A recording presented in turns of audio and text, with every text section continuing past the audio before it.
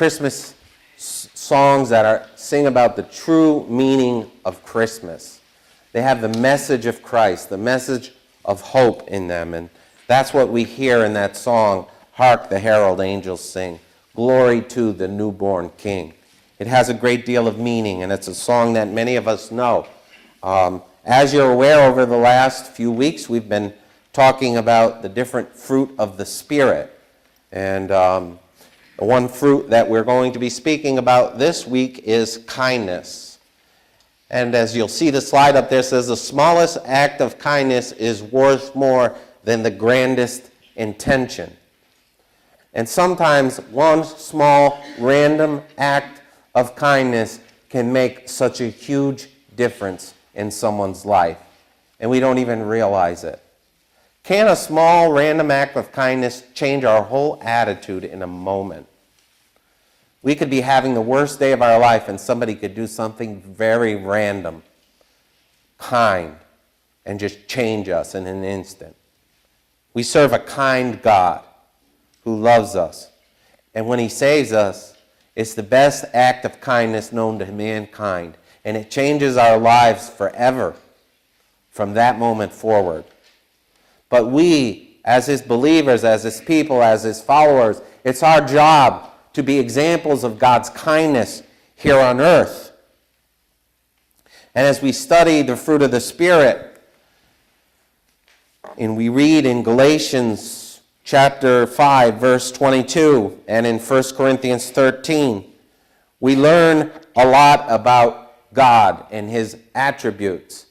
And these are all attributes that are attributed to God, but should be attributed to us as well as Spirit-filled believers. As Spirit-filled believers, notice the fruit is not plural. So we can't say, I have these fruits, but I don't have that fruit, and I don't have that fruit. We may be able to say, this fruit's a little riper than that fruit, but hopefully I have all of that fruit. Some's riper than others. And I think all of us could say that of our own selves or of our own lives. Anyways, let's read it. Galatians 5:22 through 24. It says, but the fruit of the Spirit is love, joy, peace, patience, and today's topic, kindness, goodness, faithfulness, gentleness, and self-control. Against such there is no law. Now those who belong to Christ have crucified the flesh with its passions and desires. If we live by the Spirit, let us also walk by the Spirit. So if we're going to have the fruit of the Spirit in our life, we need to live by the Spirit. And if we don't read God's Word, the Spirit cannot reveal to us these attributes. And there's lots of examples in the Bible, and we're going to study two particular examples today of God or of Jesus and his kindness. Now we also read in 1 Corinthians chapter 13, starting at verse 4, Paul talks about love, and if you'll notice of the fruit of the Spirit, the first one is love. Because without love, we can't really have any of those other fruit in our life. So we have to have love. So I read from 1 Corinthians 13, it says, if I speak with the tongues of men and of angels, but do not have love, I have become a noisy gong or a clanging cymbal.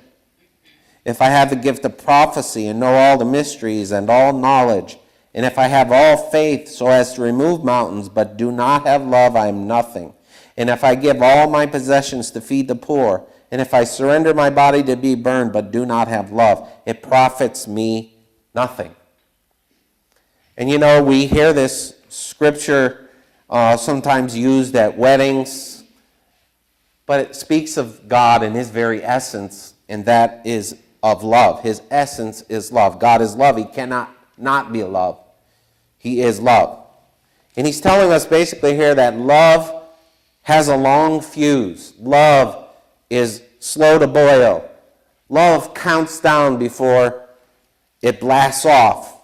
Love is kind. Like I said, it's the first of the fruit. We live in a world. Is our world kind? Is our world kind? No, I think it's kind of hard to say that, isn't it? There are kind people among our world, but I think in general it would be fair to say that our world is not kind. I'm sure some of you may have watched some of the horror stories of what went on Black Friday as people fought in the aisles over material stuff. But I don't see people fighting to get into churches, which is of much more wealth, is of much more greatness than anything you could get on Black Friday. Then we see people with road rage. They all of a sudden know sign language, and they do all kinds of things to get our attention. We live in a world where gang initiation means walking up to some random stranger and punching him and knocking him flat on the ground. Is that a kind world? Then we even, in some ways, expect violence. We watch football, and I'm not knocking football, but it's a very violent game. We watch hockey, and I know people that have said, I don't watch hockey for the hockey, I watch it for the fist fights. And then we have the sport of figure skating, and we say, well, what's violent about that? Nothing, it's very beautiful. It's very just smooth, and there's nothing violent about it. Until you think of somebody like Tanya Harding, who hires her boyfriend to take and knock out Nancy Kerrigan's kneecap in order to win the gold medal. And you take a beautiful sport and you turn it into something violent. And the need to win becomes so strong, the drive to win becomes so strong, you turn a beautiful sport into something violent. I heard a story about a woman who was standing at a bus stop, and she had just come from the bank and she had just cashed her tax return. Sorry to remind you that tax time's coming up soon. For some of us it's good, for other of us it's not so good. But anyway, she had just cashed her tax return, and she was at the bus stop. And she felt uneasy carrying that much money. She was a bit nervous. As she looked around, there was this man that looked like he was very poor, and he was shabbily dressed. There was another man standing nearby, and this guy walked up to him, and he whispered something in his ear, and he handed him a $10 bill, and she thought, wow, wasn't that wonderful? What a random act of kindness to walk up to that poor man and just hand him a $10 bill like that. So she said, I'm going to do that. So she pulls a $10 bill out of her pocket. She walks up to the man. She gives him the $10 bill, and she says to him, never despair, never despair. And she walked away. So the next day she goes back to the bus stop, and the same man's there. And the man walks up to her, hands her $110, and she was dumbfounded, and she asked, why are you giving me this? What's this $110 for? He says, lady, you won. Never Despair paid 10 to 1.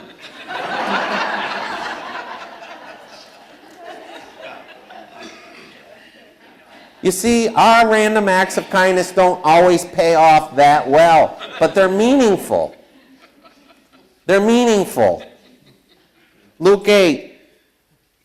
Verses 40 through 56 demonstrate Jesus' kindness to people, and we're going to look at those shortly. One of them is a man who's very wealthy. The other one is a woman who's an unknown castaway. Well, the man is a ruler of a synagogue. The woman is someone that is considered amongst Jewish circles the lowest of the low. She's considered unclean. But as you'll see when we read this story, Jesus treats them both equally. By the time this story happens, Jesus had gained a great deal of fame. He was almost at the pinnacle of his ministry. There were thousands of people that were following him wherever he went. He was well known as a healer, as a teacher, and he was always being swarmed with people. But we'll see in this story that despite all of that, he stops what he's doing and he meets these people's need. Cal Thomas wrote once, love talked about is easily ignored, but love demonstrated is irresistible. So you see, Jesus talked about, but he also demonstrated, he also modeled love for us. And we see that in and throughout the New Testament. So let's look at how Jesus showed kindness, how he demonstrated that for us. The first thing he did was he paid attention to this man and this woman in their need. For some reason, my slide is not going to the next one, guys. Would you go to the next slide? Upstairs. Next slide, please. Anyway, if they do that. Anyways, for those of you that want to turn there, Luke chapter 8, verses 40 through 41, it says, "Now, when Jesus returned, a crowd welcomed him, for they were all expecting him. Then a man named Jairus, a ruler of the synagogue, came and fell at his feet, pleading with him to come to his house, because his only daughter, a girl of about 12, was dying. As Jesus was on his way, the crowds almost crushed him." You see, Jesus was walking and he had a huge crowd around him.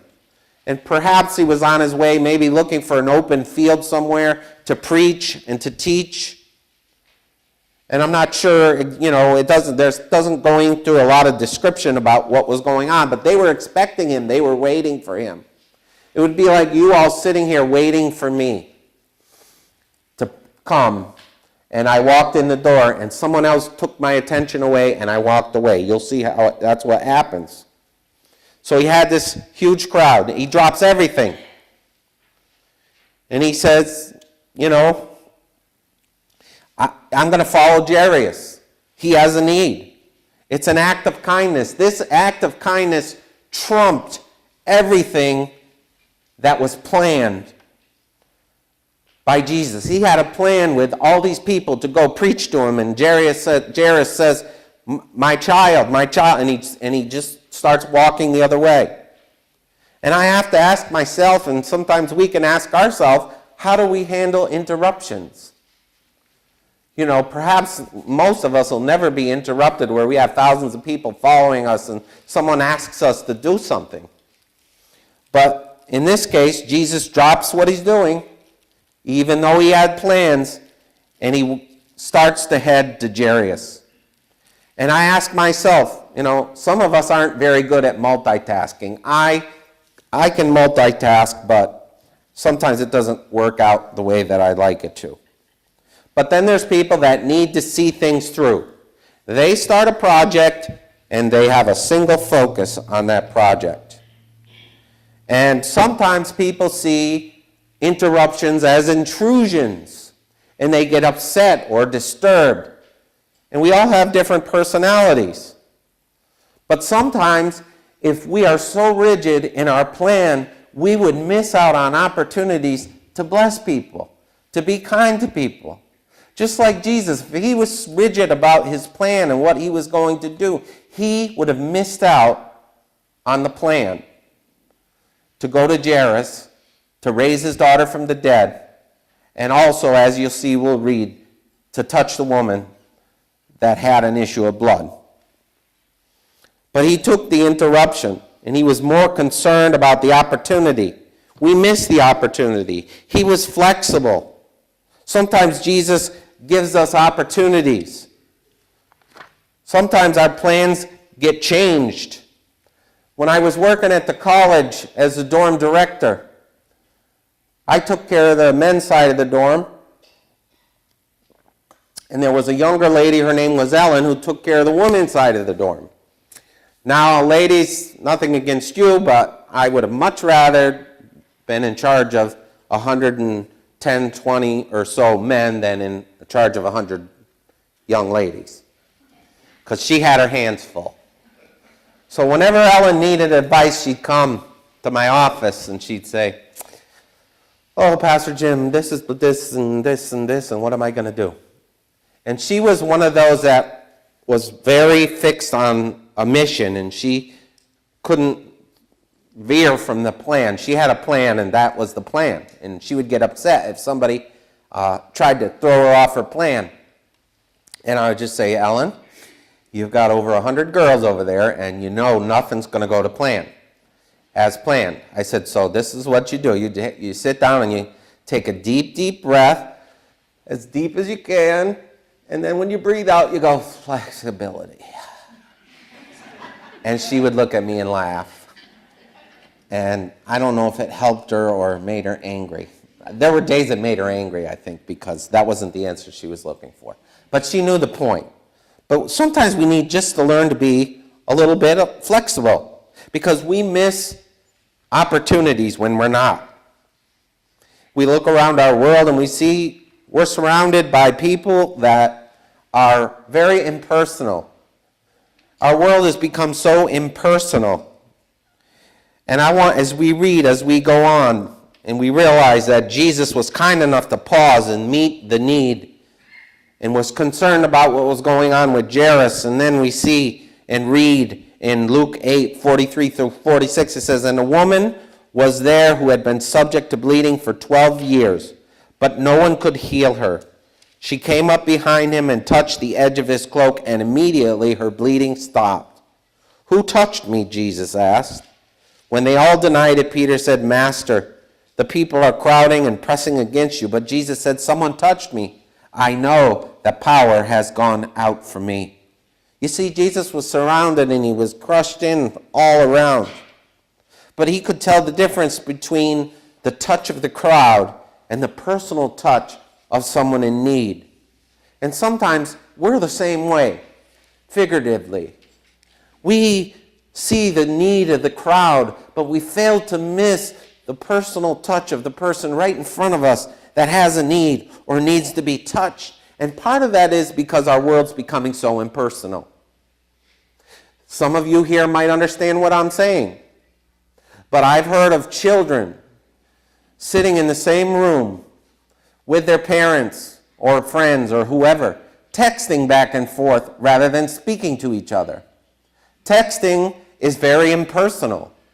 80% of all of our communication is nonverbal. How do we express ourselves through a text message without being misunderstood? It's impossible. It's impersonable. When I think about years ago, when I was young and I was my mother's favorite son, we used to drive a yellow Mustang with a loud muffler, and you really had to close those doors because they weighed about 500 pounds. Anyways, when you went to the gas station, the first thing they do is wipe your wiper blades off, they do your windows, and they pop the hood and check your oil. Then they'd fill you up with gas. They'd vacuum the rugs. No, I'm only kidding. But seriously, our world has become very impersonal. The personal touch is no longer there. Now we go to a modern gas station, slide our card, fill up, and leave. And if you want your window done, good luck, because the window wash is probably frozen solid this time of the year. Anyways, we call and we get machines. If you want this, press that. If you want that, press this. And we go through the machines. And I just keep hitting 0. I'm like, give me a person somewhere, please. I think you've all done that. But it's very impersonal. But Jesus recognized this woman's touch, and he gave her his attention in the midst of the crowd, as if it were just the two of them there. And he expresses his kindness. How does he do it? He affirms her. Who here doesn't like to be affirmed? Raise your hand. Nobody. We all like a little affirmation in our life, don't we? A little pat on the back, a little good job. He affirms her. He just gives her attention. This is a woman who had an issue of blood, and you got to realize she was an outcast in Jewish culture at that time. In Luke chapter 8, verses 47-48 tells us, "Then the woman, seeing that she could not go unnoticed, came trembling and fell at Jesus' feet.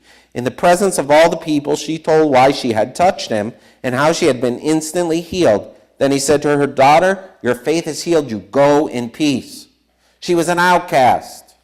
But she was treated like a leper, because in Jewish culture, anybody that was bleeding was considered unclean, and they were not somebody that could even be, you couldn't even go near them. That's why they had leper colonies where they were off in separate places, away from people. She was stripped of her family. She was stripped of her self-esteem. But what does Jesus do? In the midst of this crowd, he affirms her. And this is what the world wants us to do. You know, Jesus listens to her story of woe, and I can't help but imagine how her life was for 12 years being ignored, being shunned by her family, nobody speaking to her. And then here comes this guy that's got so popular. He's got thousands of people around her. He's known as a healer. He's known as somebody who has a personal touch and loves people. And he reaches and he does this for her.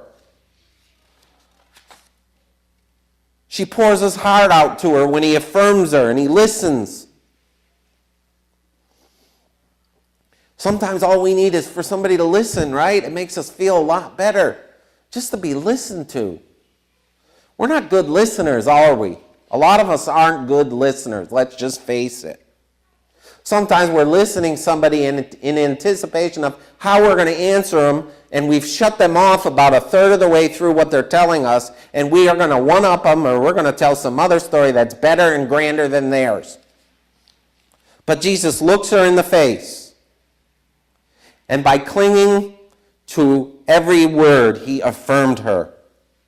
My question to you today and to all of us, are you a good listener? Because it's directly related to kindness. Nobody's going to consider you kind if you don't listen to them. If you try telling them, if they're trying to tell you a story and you're like, oh yeah, well, you went to Florida, well, I went to Europe, or, just that kind of conversation. A lot of times we just don't listen. One of the things I get a chuckle out of sometimes is how are you today, Dad? That's the answer I expected. If he was honest, I don't know how I would answer him. How are you today, Dad? Oh, all right. Well, he's having a good day. Anybody here having a bad day? But we expect to hear good, don't we? And when somebody doesn't say that, we're kind of shocked. We are kind of shocked. Sometimes we just need somebody to listen to us, to focus on us, to really listen to us, to make us feel like they care, like Jesus did here. He affirmed her. He acknowledged her by what he said. He called her, daughter, your faith has made you whole. Go in peace. Wow, I can't imagine what was going through her mind. She hadn't been able to feel the touch of a person for 12 years. And he's telling her, your faith has made you whole. You're healed. Go home to your family. And finally, we see where he expresses his kindness through acceptance. And in Luke 8:49 through 56, this is what it says. While Jesus was still speaking, someone came from the house of Jairus, the synagogue ruler. Your daughter is dead, he said. Don't bother the teacher anymore. Hearing this, Jesus said to Jairus, don't be afraid. Just believe, and she will be healed. When he arrived at the house of Jairus, he didn't let anybody go in with him except Peter, John, and James, and the child's mother and father. Meanwhile, all the people were wailing and mourning for her. Stop wailing, Jesus said. She is not dead, but asleep. They laughed at him, knowing full well that she was dead. But he went in, he took her by the hand, and he said, my child, get up. Her spirit returned, and at once she stood up. Then Jesus told them to give her something to eat. Her parents were astonished, but he ordered them not to tell anyone what had happened. Now, this is an exceptional miracle. Jesus brought this girl back to life, and we praise God for it. But notice what Jesus says. He says, don't tell anybody. He didn't want to rub it in their face, those outside that were jeering and laughing at him like he was some kind of a fool, thinking he could raise his girl from the dead. They knew she was dead, but they were mocking him and laughing him. And if I were Jesus, I think if I were the one that had raised that girl from the dead, I would have brought her right out by the hand and said, oh, who's laughing now, people? But that's our humanity. But Jesus didn't do that.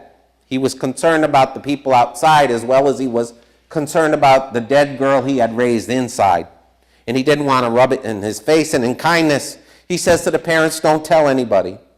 He didn't try to get even. He didn't try to get back. He didn't try to get glory for himself. And he said, let's just leave it this way. And he left. Sometimes it's not what we say, it's how we say it.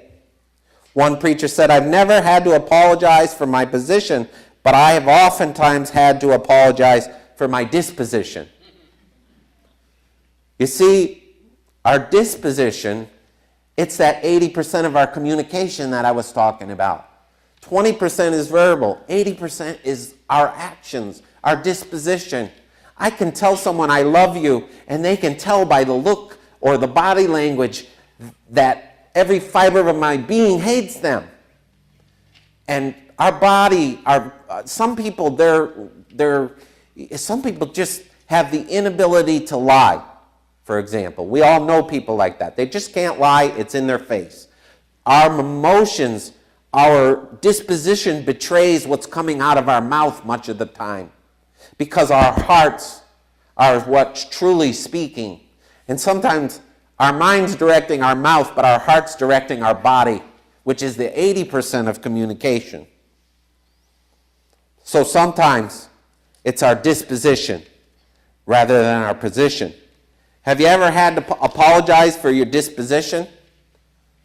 Is there a teenager that doesn't have attitude? Disposition issues? I know adults that have disposition issues, but I think teenagers especially have disposition issues. That's another matter. But Jesus didn't want to embarrass these people that were jeering and laughing at him. He didn't want to get even with them. That speaks volumes to us. It teaches us how we're to respond to each other, with kindness, with gentleness, with self-control. We're to have mercy on one another. We're to forgive each other. What if Jesus were as kind to us as we are to other people? Would we be in trouble? Sometimes. St. Basil said, a tree is known by its fruit, a man by his deeds. A good deed is never lost. He who sows courtesy reaps friendship, and he who plants kindness gathers love. You know, we need to learn how to be kind to one another. And that is one of, like I said earlier, the hallmarks of this church is the kindness and the love that we show for each other. And many of you are going to see that as we go downstairs for coffee hour, the kindness and the love that we feel for each other as a family, as we gather together. And that is definitely something that I believe God looks down upon our church and smiles.